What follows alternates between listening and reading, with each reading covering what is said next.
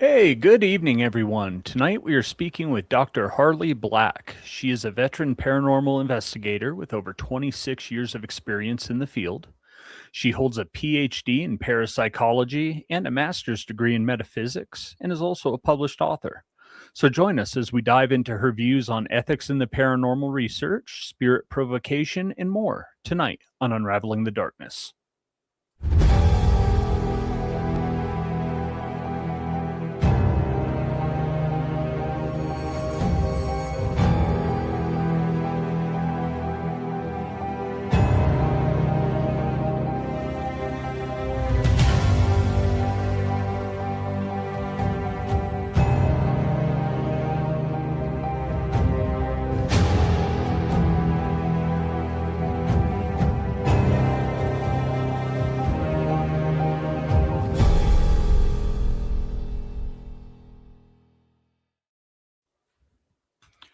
What's going on, Aaron?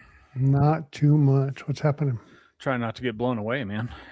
Oh, it was so crazy today.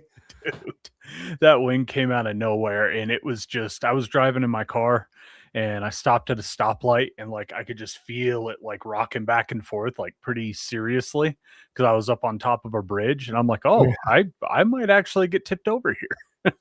I thought I was going to rip the rooftop unit off the building at one point. Like the Oh gust yeah. was, I was this, uh, we had to have 80-mile-per-hour gust today.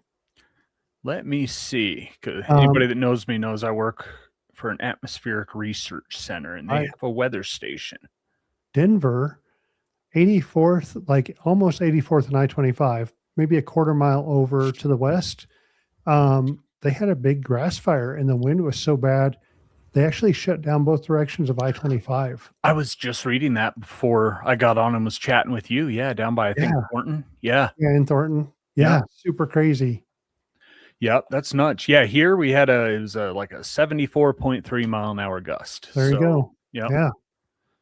It's So pretty crazy. And yeah. high plains in the winter. Yeah. Yeah. Except this winter is zero snow. Right. Yep. So what else has been going on? Man, just working, you know. Yeah. We're gonna get together this weekend and do an investigation. Yes, that'll be good. I feel like it's been forever. It's only been a few weeks, but it's been forever. As you said, get to see my people. Yep. Get to see my paranormal people. Yep. Friday, I have a kind of a big announcement. So Friday is going to go to dinner with my kidney donor. I don't know. A lot of people probably don't know, but I did get a kidney, transplanted kidney 7 years ago, Friday. So 7 years. Congrats, man. Yeah. Super That's awesome. awesome. And I've met your kidney donor. She is one of the sweetest people I've ever met. And obviously she's a kidney donor. So that puts her even higher into the category. I love her. No, she's like a little sister now. So yeah, tonight should be good. You know, we announced last week that we're going to do the Central Kansas Paracon in September. I thought it'd be cool to jump on and kind of see who else. And we had the Chumming with the Spirits guys last week. They're going to be there. And then I was like, oh, she looks very interesting. So I found Dr. Black, and we're going to have her on and chat with her this evening. Yeah, that's great. I cannot wait for this Paracon, man. So many, you know, just awesome people are going to be coming to that. There's like, she keeps all these vendors and all the speakers, and, you know, we'll be setting up, we're setting up 2 booths. We're going to do one for Way Out West Paranormal, and then we're going to set up one as Unraveling, which gives us a great opportunity to do follow-ups with like Dr. Black and the Chumming guys, and just got, I know they said they were going to come watch tonight. So, hey guys, thanks for the stuff. Yes, thank you. Swag box, guys. Appreciate it. We're going to split it up, and I can't wait to read the Black Eyed Kids book. So, yep, Aaron laid claim to that one immediately. He said he'd fight me for it, so I just let him have it. I did not. Stop. I said if I had to, I'd buy it. Okay, fair enough. Yeah. Oh yeah, so it's going to be great that we're going to go there. Be able to do some follow-up interviews with some people we'll have on before then. And I think this will be a good one. Yeah, this is gonna be great. So without further ado, we'll bring in Dr. Black. Hello. Good evening, you guys. Good Good evening. How we evening. doing? Fantastic. Trying to stay warm. I bet. Yeah, you're. Yeah. You said you're up in Minnesota. I am. It's just right at the edge of the plains there, so extremely windy and extremely snowy. Yeah. We usually are, but we're extremely windy right now, but not extremely snowy. Yeah. So, but well, welcome to the show. Thank you so much for having me. I'm so excited for Paracon in Kansas City. Yes, Kansas City. I did see Kansas City, and then the one in Hutchinson. That's where we'll see you at. Yes. So yeah, maybe we can make Kansas City. I don't know. We're 10. Well, Hutchinson, we're 8 hours away. Kansas City, we're almost 10. So you get it out here on the plains. You're kind of far from everything, but It was a long way from everything. yeah, Oh, no, I get it. Yeah. We're kind of just out in the middle of nowhere. we are. So let's start with some questions. You have a PhD in parapsychology. What got you into the paranormal world? When I was 7, I had seen a full-bodied apparition of my mom a year after she passed away from cancer. And I think any 7-year-old doesn't fully comprehend like what death really means, especially when she was in the hospital for like months and months at a time.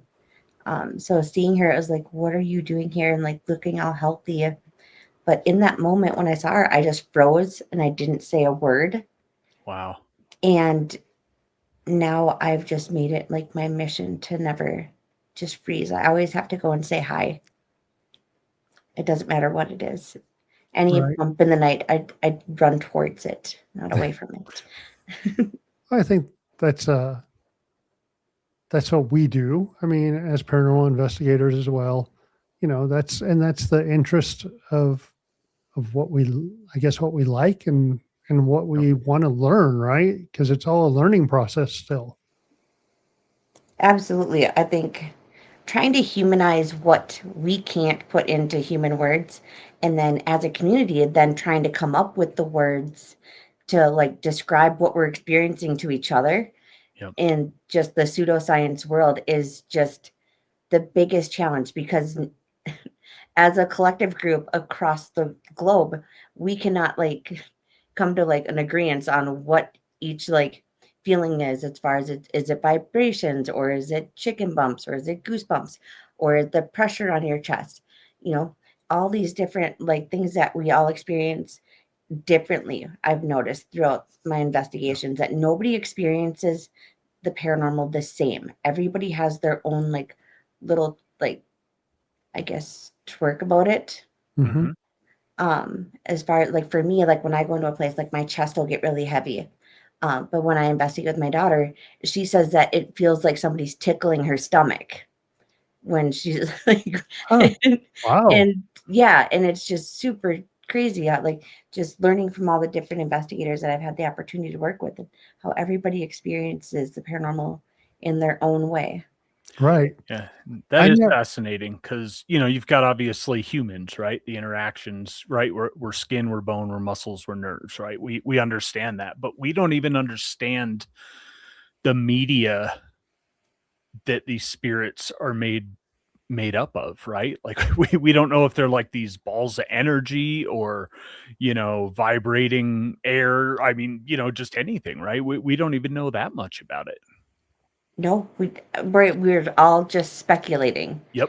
And that's why we're all just stuck in the like realm of pseudosciences, just the lack of repetition. But we can't just, go and grab, a energy ball or an orb and just like examine it to actually find out Yep. what it's actually made of.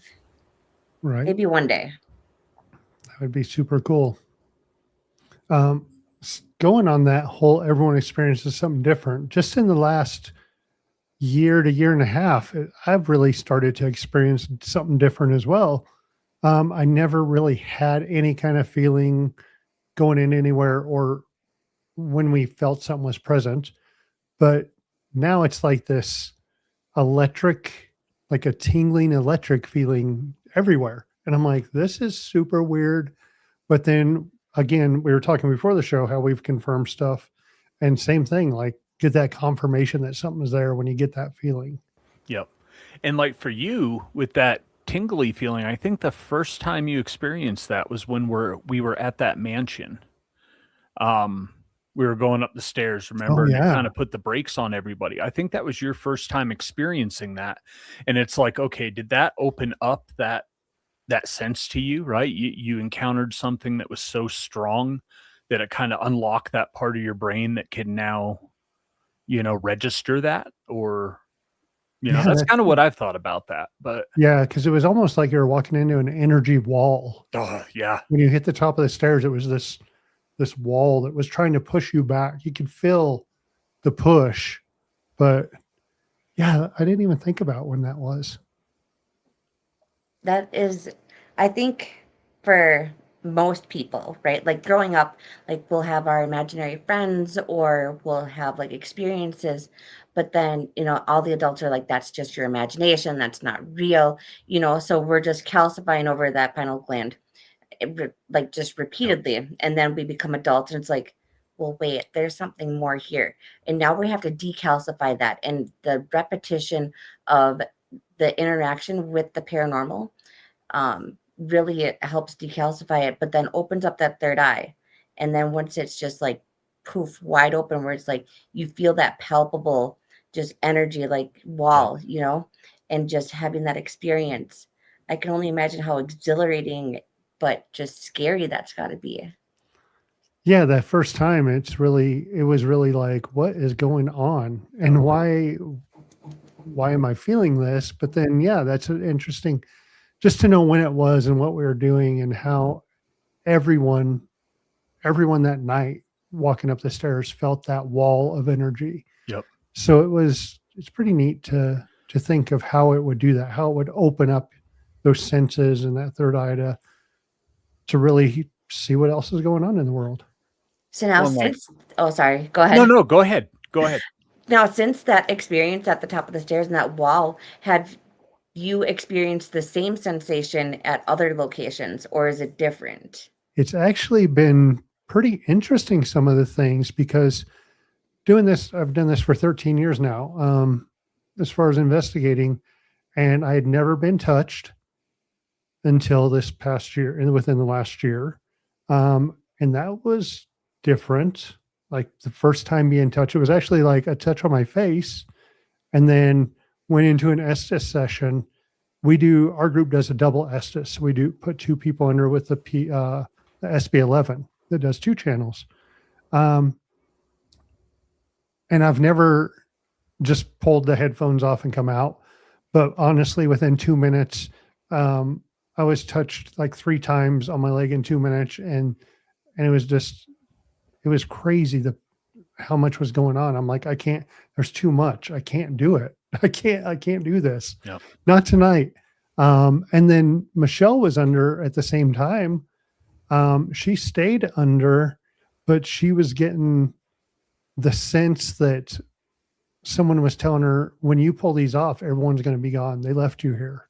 Like you're in this basement alone by yourself. Like, Oh, yeah, I felt bad for her, but she She's was like, like, but it also made us feel good as a team because she was like, I know there was no way in hell that would ever happen. Like I knew I would take this blindfold off and you guys would be, yeah, she's right like, I here knew with you'd be me. next to Like, me, yep. except I was across from her because I had taken my stuff off. But Yep. Jason was filling in, went to my spot. So yeah, Yep. she still had that. So but yeah, the different things that have happened as far as like the sensations in a room.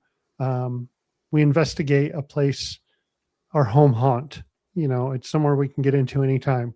And everyone sees this girl, Katie. She's in the basement.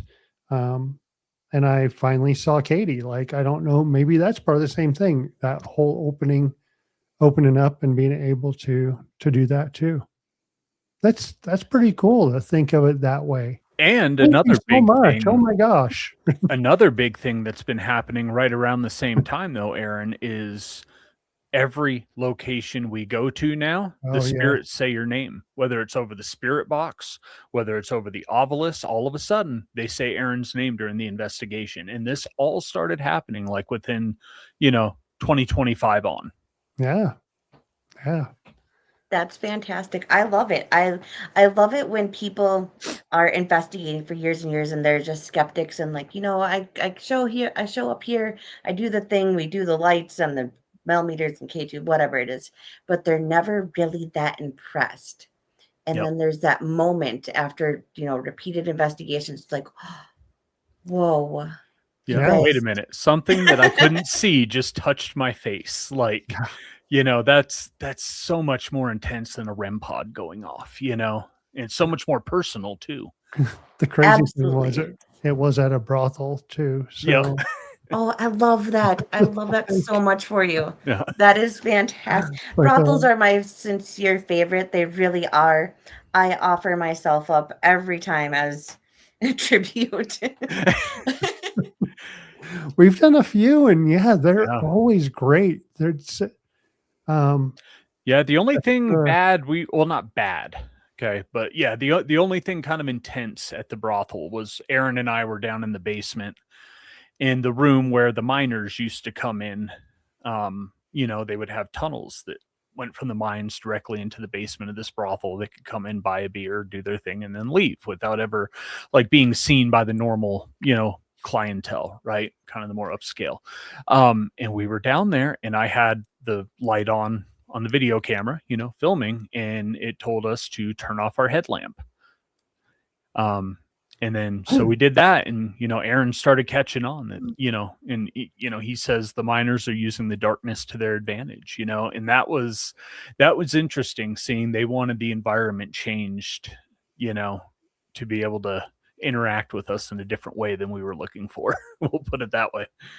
yeah, pretty neat. Love So that. we're not here to talk about us. All our people have heard about this stuff. Right? Over and over and over.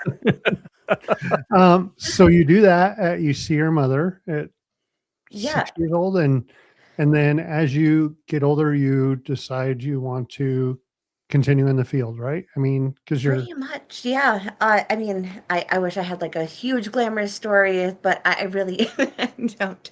Um, so as like a young kid, I've always been into horror movies and ghosts, and my grandmother used to play the Ouija board with my aunt, like at the dinner table, and so I definitely had an exposure to it. Um, I didn't I don't think I really comprehended what the paranormal was because it was just normal. It wasn't paranormal. Like what I was experiencing and what my family members were experiencing, it, that's just how I grew up. So it wasn't like weird. But then you go out into the real world and realize that normal families don't play the Ouija board after Thanksgiving dinner. And it's like, oh, well. Well, you should. It's it's a cultural difference, Mhm. which I respect everybody's right to, not have their Ouija board on top of the refrigerator, but I think that also just not having that stigma of like, your imaginary friends are fake and nothing that you're talking about is real. And just when I told my family about seeing my mom, like it was very accepted and just like, oh my gosh, that's so phenomenal. Well, what did she say? Well, she didn't say anything. Well, what did you say? Nothing. Well, why not? Like, I I don't know. But now I'm really upset that I didn't. And so now it's just communication. have That you is seen her my again since that time? I have not I haven't had any intention or like derivative like motive to like try to. Mhm. I have seen like multiple full bodied apparitions since then, but never her. None of my family members actually. I I don't know why I haven't tried to like just reach out. There's not really a good reason other than I don't know, kind of scared. Yeah. I think I hear so many stories where someone says, I saw my mother, my father, grandparents, whatever, but they only ever see them one time. Yep. And I wonder if that's because maybe they don't want to scare you and they don't know how that interaction is going to be, if they come back again. Yeah. I mean, just based on just human psychology, I think having like a constant open channel with, loved ones that have passed on in comparative to like us just going and talking to people that we've never met, I think it would almost be detrimental to us Yeah. as the living to be able to have that one-on-one communication and just kind of living between the veil there. Mm-hmm. That's kind of what I was thinking. Like I was kind of, just put myself into it, like with my kids, right? Like if I showed myself to my children, would they spend the rest of their lives just trying to get that one moment again, right? With me to see me or hear me or whatever. And I don't want to do that to them. Mm. I've told my kids, my son is 24, my daughter is 21, and my daughter Roxy, she travels with me and she's my little apprentice. I told her, when I die, again, seriously, go grab all my equipment because I will come through on it. And the keyword is Farfenugans. There you go. Yep. So you will know. And I don't know how big of a learning curve it's going to be. I imagine just the spirits that like we run into, because it's, just like switching from Apple to Samsung or vice versa. It's a learning curve to be able to choose those operating systems. But I think I'm tech savvy enough that when I go, I'll be able to figure it out. Be able to get it. Yeah. Yeah. Well, we work with that stuff, right? So I would think that it would carry over, that we would know what to do with it, to where now we're communicating with spirits that are. Here's the thing. How many times do we actually communicate with anyone that's probably passed away in the last 20 to 25, 30 years? Not very often. We're talking to 100-year-old spirits, right? Yep. And they don't understand how that stuff works. I think, and maybe they do. Maybe they learn. They have that learning curve, right? Because we go into all these locations over and over and different investigators every weekend, but we all still have the same type of equipment. So, Yep. So we do get that interaction in some of those places. So I think passing and knowing how it works, you should be ahead of the curve. Hopefully. That's Right. the goal here, is that I'll just be able to show up and just start manipulating, the spirit box or millimeter, whatever, just to say, yes, I am here. Yep. Yeah. Nice. That's the goal. Or at least just have the SLS camera so then I can I'll probably make myself, I'm only 5 foot, so I'll probably make myself really tall Yep. in my afterlife body. Like, Be like a 10, 12 giant feet. stick figure. Yep. Yeah. Heck Yeah. I've got, a height deficiency problem. I drive a jacked up truck. Like it's very clear that I'm not okay with how tall I am. And so I would definitely project myself as being a giant. That's great. Oh gosh. So funny. Let's move into this ethical engagement. And I think most teams probably do it ethically. They're not like us. We don't conjure. We don't provoke. Provoke. And I had the word every before week. the show. Every week. Starts with P and I have it and I said it before the show and then I just lose it. We don't do those things. And I think most of the 89, 90% of the teams across the US or the world probably do that, right? So let's talk about ethical engagement and investigations. So I have developed what is called spirit relationship development. So it's a 3-pillar system. So the first pillar is yourself and like your cognitive and awareness of like grounding yourself. And then the second pillar then is medical documentation, where we don't label anything, we just state facts, right? So if there's like a really loud EVP, I wouldn't say that that is a demonic entity. I wouldn't say that that's an angry entity. I'm going to say that there's a lot of energy that went into making a extremely loud like noise, but I'm not going to give it any labels. And then finally, then the last one is just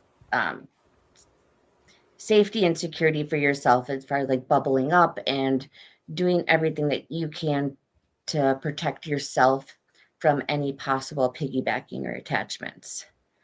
And so how this all started was we all as investigators, we go into locations and we fumble around and it's like a jump scare, right? We ask the same tired questions and we're just observers.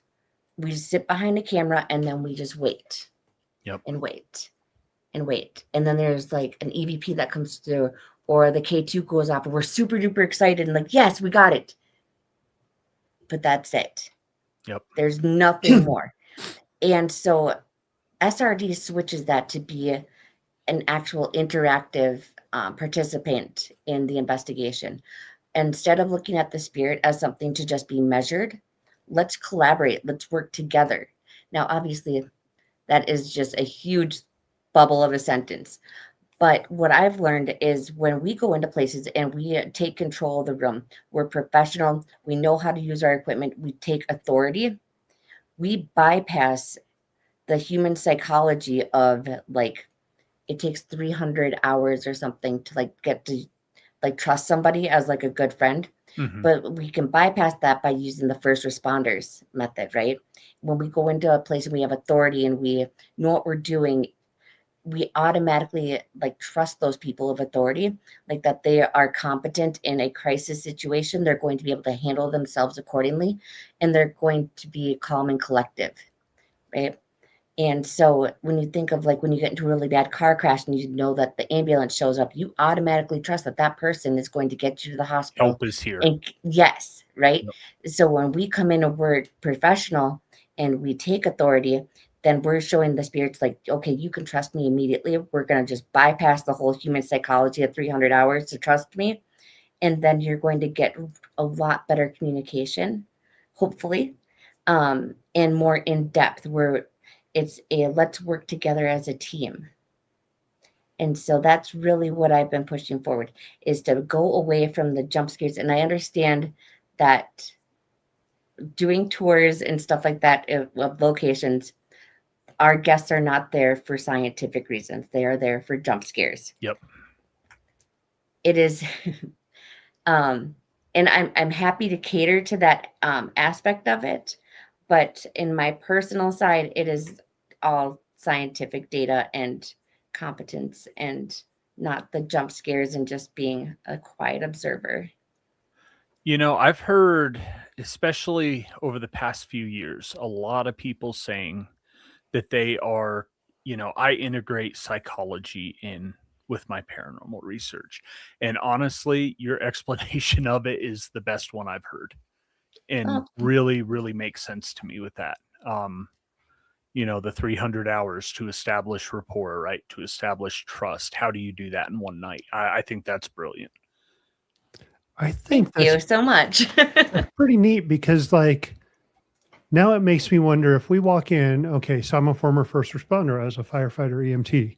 So if I walk in with that mentality or that, hey, this is who I am and this is what I did, if it helps with that rapport with the spirits, Richard Estep would be a great example. Look at all these places he's been, Yeah. and he's a paramedic, right? And he teaches all these medical classes. So he goes in kind of, and he had a great thing because, and I want to, I'm coming back around to it, but he said, it's always said that there's no experts in the paranormal, right? But he said we bring our expertise from the field that we work in. So that goes back to that. If he's bringing that expertise as a paramedic into an investigation, now you're bringing in that connection, that instant connection, instead of the 300 hours. That's really neat to think of that way. Maybe, and I mean, that would work with like military people too, because you trust them as to what they do. And so with Jason's a veteran and Gina's a veteran in our group. So maybe if we changed our style where we went in as that and use. That's a great, gosh. So introduce ourselves as that, but then I also see, or at least what I got from what Dr. Black was saying is maybe, go in with just that authority as a paranormal investigator, right? Not like, hey, we're here. Can you make a noise? But Right, like come right. in with that, hey, this is our job. We know how to talk to you. We're giving you these tools to be able to talk to us, and like you said, Dr. Black, let's collaborate here. Let's work together. Yeah, that you guys hit the nail on the head. And so when I go into a location, I am never the one that's going to be in jeans and a hoodie. I'm never ever casual. And so, for instance, when you go to like a restaurant, okay, and I don't care what restaurant you go to, you always know the manager because they are always in the black slacks and the white button down. Mm. And so you automatically trust that manager that they are going to fix your Whopper that didn't have the pickles on it, but you said extra pickles, but you automatically trust that guy just because, well, he's dressed the part. So I always go in. And so my daughter is a brat. And so she's like, Mom, you're just the parapsychologist in pink. So I'm always in a pink dress suit. And I will still sit on the floor. I don't care. Like I will get dirty. I know I'm going to ruin my clothes, but that's not the point. The point is when you walk in there, you take command, right? Because they've already been there. They've already seen it. Like all these places we're going to that are haunted, how many nights a week are they? Will you knock on the wall 3 times? Yep. Hello? Right. Is Yep. anybody here? Not at all. Right. Like I cannot imagine how annoying that would be every single Yes. weekend for eternity. Now, when Mm. all of a sudden you're not that transient, jump scare investigator and you're coming in with authority and a purpose and a collaboration, it's like that's something different. Now I want to see what you're doing and I want to talk to you because you're not the same person that was here just last week and the week before and the week before. And that's really what I pride my investigation style on. Now, I am a super goofball. I do not ever, it's so funny you guys call me Dr. Black. Nobody ever does that. You can just call me Harley. Like, Okay. I literally, I am not formal in any way. I am just silly. And I go in to be the entertainment, but in a professional manner, right? It's as soon as you walk through those doors, if you're not like making an impression on the entire room that this is your room and you own it and everybody else is visiting, you already lost them. Yep. So, yeah. Wow. And with my, 5-foot stature, I said I've got like a height deficiency, so I have to command You the fill that entire room. room, Yep. the entire building. It doesn't matter how big or small. I project myself to be that 12-foot tall, person. Yeah. That's a great. I love that segment because that's definitely going to change a little bit of our investigation style. I think. Yeah. Just listening to that. It'll be interesting seeing if it changes anything with a place that I've been investigating for almost 20 years. And you guys, and then us as way out west have been investigating for what, 2 or 3 years, coming in with a different, presence on Saturday and seeing if that works. Yeah. I think that maybe changing up styles every so often probably isn't a bad idea anyway. No matter where you go, because like you said, they're seeing pretty much the big places are always seeing someone every weekend. Well, yeah, it's always the same thing. And I've done many events and many ghost hunt tours, and I love the guests that I've been doing this for 10 years and I am experienced and I know what I'm doing, and they sit there with their camera on. Is anybody here? Do you guys hear that? Yep. No. No. Okay. It was Okay. just me. Yeah. And that's it. And that's all they do all night long for 12 hours. And I'm like, sweetie, that Yep. I want to help you so bad, but I respect people's authoritative of their selves, and they believe they Yep. know what they're doing. And if you want to sit there behind that camera for 12 hours and did you hear that? Yep. Have at it. Yep. But I would like to invite everybody to try something just a tad bit different. And I'm not saying everybody has to go and buy suits and ties and all that jazz. I mean, just, wear your nicer jeans and I don't t-shirts. know. I might start doing this in a zoot suit, Aaron. Hey, it's not camo shorts, so Right? Yeah. Not camo shorts and a t-shirt. Yep. um, we host a Ghost Hunting 101 class for teens. I'll tell you what, some of those teens have great questions, mostly because they never have done anything like this. So they're just asking anything. And I've gotten to where I'm like, I really need to start writing some of these down because it's their first time doing anything like this. They get 2 hours of we teach them about equipment, and then we get them like 3 hours, so an hour and a half on 2 different levels. And they're so cool. It's really neat to see their first time and get those questions that you're like, how come I never thought of Right. I love that you're doing that and giving back to the community. Excuse me. That is just fantastic. Yeah, in fact, the last one, we had 3 very rambunctious 16-year-olds.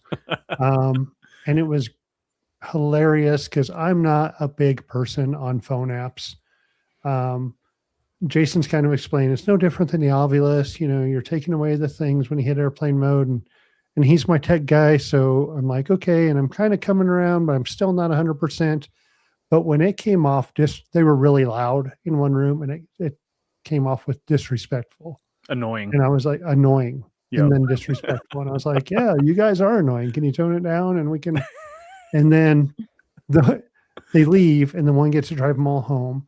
And they had some car issues in this parking garage, and they opened their app to see what was going on, and it didn't do anything.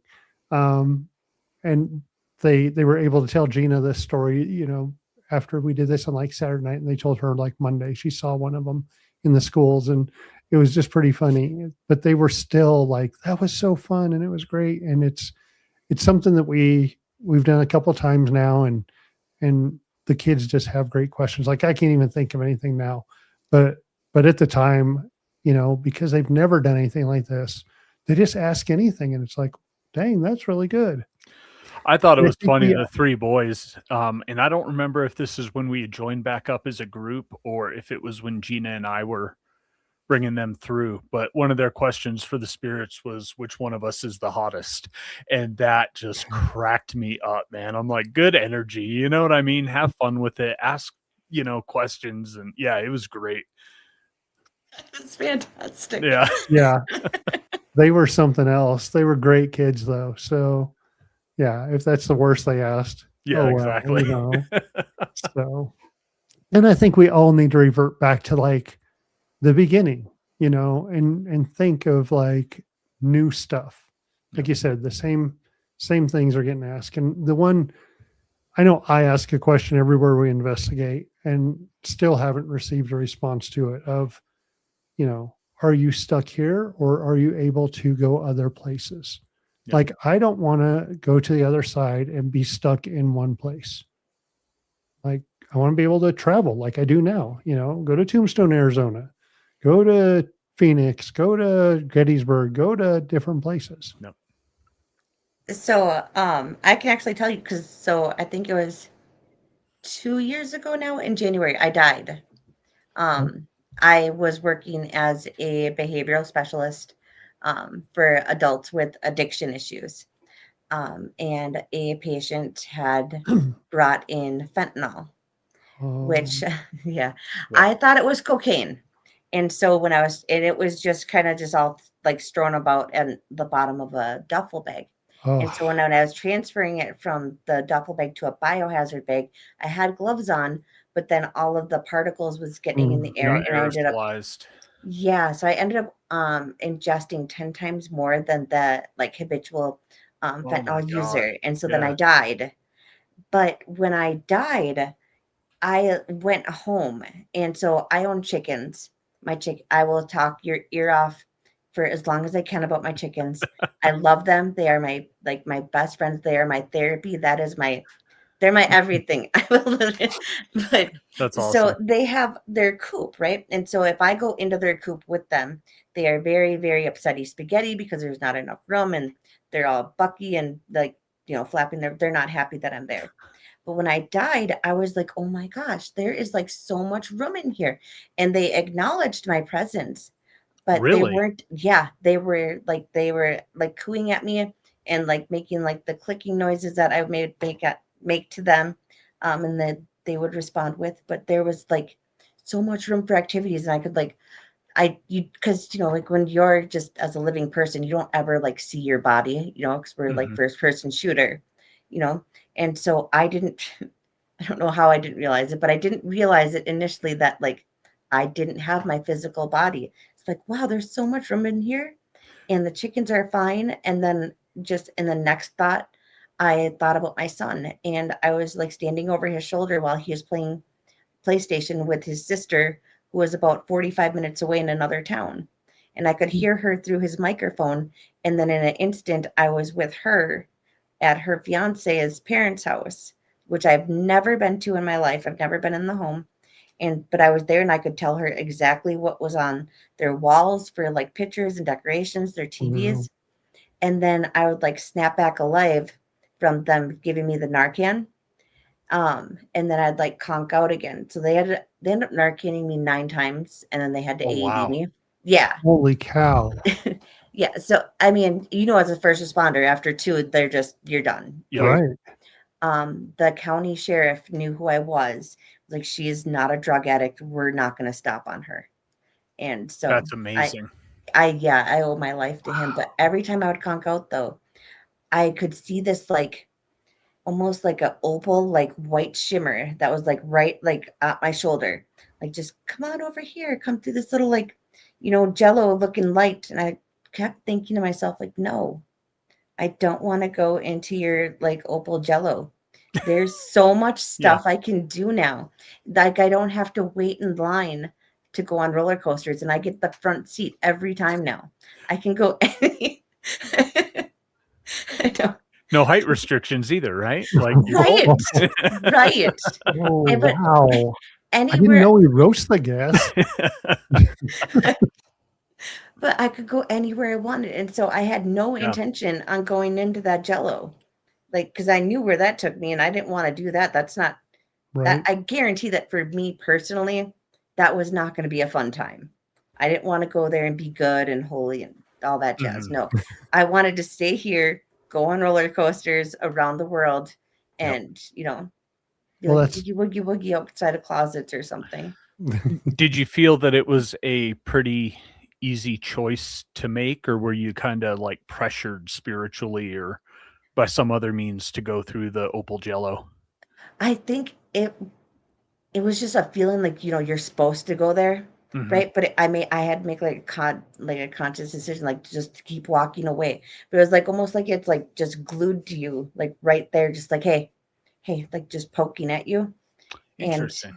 yeah, I had to like argue with myself, like, no, that's not gonna be fun there. You don't get to go and do fun stuff if you go and cross over there.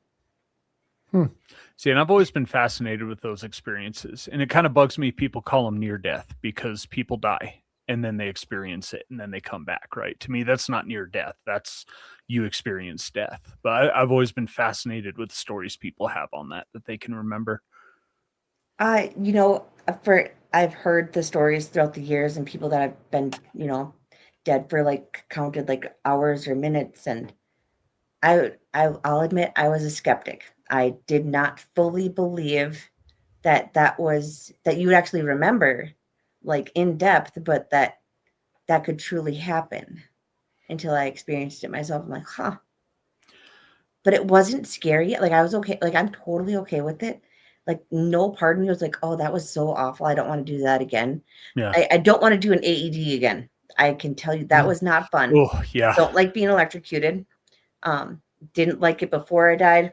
I don't deal with Don't like anything it now? electrical. Yeah. like Nope. it now. Don't like it even more. That was the only bad part Yeah. because I went right back to work like the following day. Like, it's Oh, not even gosh. that big of a deal. Right. And Wow. I know it sounds like Jeez. bananas, but it was just like, oh, that happened. And I don't know if that's just like a trauma response on my part. And then I try to psychoanalyze myself, which goes way down a rabbit hole. Yep. So Yep. I just, call it my brain box. Yep. That goes in my brain box, and yep, it's gone. but like it's just like falling asleep, and then you like wake up, and then you can just go and do whatever you want. And it's like, just as you think it, and you're there, right? It just kind of reminds me of like Harry Potter, like how they could like vanish, like go to Yep. different places and teleport. Well, and your experience of going to your daughter's fiance's house, right? That's where it was. Yeah.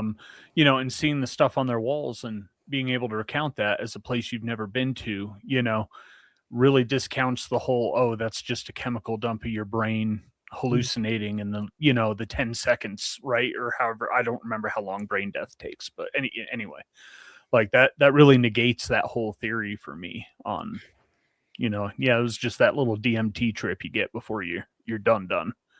Right. And that's, I think, what was like crazy. So my son, he worked with my brother during construction. He had like on like one of those construction, like blazed, like yellow shirts on. And I was like, when did Jason get that shirts for them? Right. And my son had gotten it just that day at work.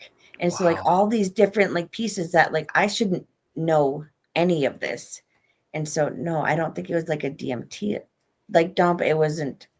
I didn't see my life flash before my eyes. I just went and did Yeah, what I you were wanted. you were experiencing. Yeah. Got to go different places. I was So There you go, Aaron. yeah.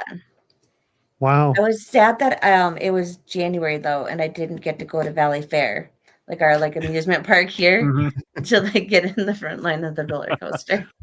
So did time pass for you in any sort of fashion, or did that not matter in that form? Do you remember? It does not matter. And so I kind of dive deeper into this with the SRD and like electroplasticity and like just the non-linear like timelines that Mhm. like the paranormal and the other side like kind of just it's all just one big just consistent parallel where we have to go, just our linear time is just it's cut and dry. That's it. Where I Right. think like theirs is just it's just one constant moving um, essence of time. Because, yeah, it was just like everything from before, everything that will happen, everything in the present. But it's not like they're not separated. It's just one just constant time. Just knowledge. Yeah. Interesting. Now I did not come out of there with like, oh, I have like all these great like epiphanies. No. Right, I yeah, mean, you're not buying the winning lottery ticket every week, but like it nope. I hung out with my chickens. there you go. But that's somewhere you love. Right. So you It got is. to, and then with loved ones as well. It is. Yeah. Right. It was bananas, but Yeah, that's really cool. I mean, it's not cool, but I mean, it is pretty Fascinating, cool. yeah. Like who would you like? But I think just I know my cavalierness about it is just really offsetting. But I don't like know what I feel like I should feel like more emotion towards it or like have like more stock. Like, oh my gosh, I can't believe that happened. That is so crazy, and I'm devastated. I just really don't. It's just like, okay, like I've whatever. done it, but wouldn't recommend. Yeah, I mean, no, not that way. really. But I mean, chilling in the chicken coop and there's lots of room. Like that was fun. So. Nice. Well, that was a great story. And we're at time. So thank you for that, because that was super awesome to Yeah, that was know that really interesting we to are hear. able to go other places. Yeah, you guys are so welcome. I'm so happy to like I got to come and chat with you guys, and I'm so excited to see you guys over at Paracon. Yeah, we are excited to be able to meet you. We'll see you the end of September, and we'll plan on doing an interview follow-up type thing there. Awesome. Absolutely, because I'd say we probably got about through halfway of what I wanted to talk to you about. So we'll have you back on, or link up with you at the Paracon, because we need to get some more out of you there, because this is just fascinating to me. Yeah, Absolutely. We'll do a 2.0. Cool. great. We're gonna put you in the green room. We'll catch up with you after our outro.